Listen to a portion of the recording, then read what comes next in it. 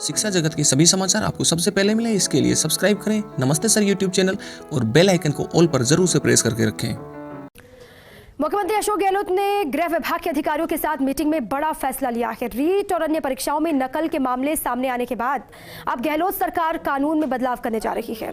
इसमें भर्ती परीक्षाओं में गड़बड़ी रोकने के लिए सख्त सजा के प्रावधान किए जाएंगे और इसके बाद परीक्षाओं में पेपर लीक करने, नकल करने और नकल करवाने में सहयोग करने पर 7 साल की सजा का प्रावधान होगा।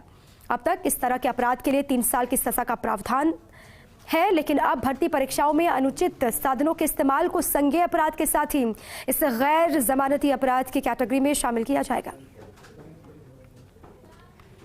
अभी बड़ा कदम भी है, लगातार इसकी मांग भी उठाई जा रही थी, इसको लेकर तमाम धरने प्रदर्शन भी हो रहे थे। अब सरकार ने इस मामले की गंभीरता को समझते हुए जो भी हाल फिलहाल में एग्जाम भी हुए उसमें तमाम नकलची पकड़े भी गए, कुछ सरकारी नुमाइंदे ही इसमें संलिप्त भी पाए गए। अब सरकार ने ये ठोस कदम उठाया है।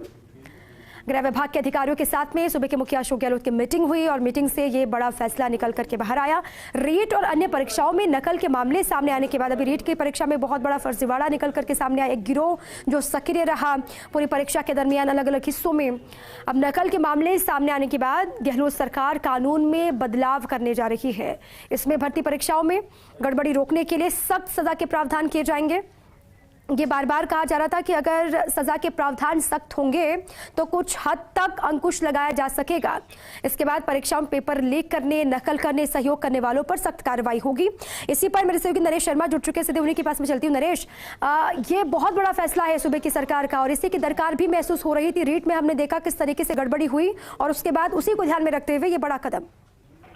बिल्कुल, देखिए जिस तरह से रीट की परीक्षा से पहले भी मुख्यमंत्री अशोक गहलोत ने कई कड़े कदम उठाए थे जिनमें गड़बड़ी करने वालों को पकड़ा जा सके। हालांकि उसके बावजूद भी गड़बड़ी हुई थी, लेकिन उन सबसे सबक लेते हुए सरकार ने बड़ा फैसला किया है कि अब कोई भी गड़बड़ी होती है, खासकर जो प्रतियोगी परीक्षा है उनमें गड़बड़ी करने वालों को गैर जमानती जो है इसको अपराध बनाया जाएगा।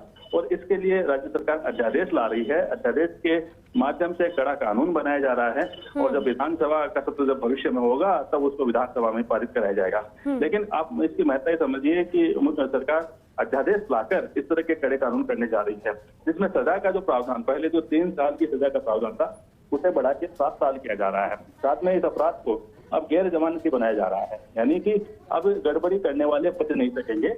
और मुख्यमंत्री अशोक गहलोत ने साफ कहा है कि कोई भी जो सरकारी कर्मचारी है या अधिकारी है उसकी भी अगर संलिप्तता पाई जाती है तो उसको सरकारी सेवा से बर्खास्त कर दिया जाएगा।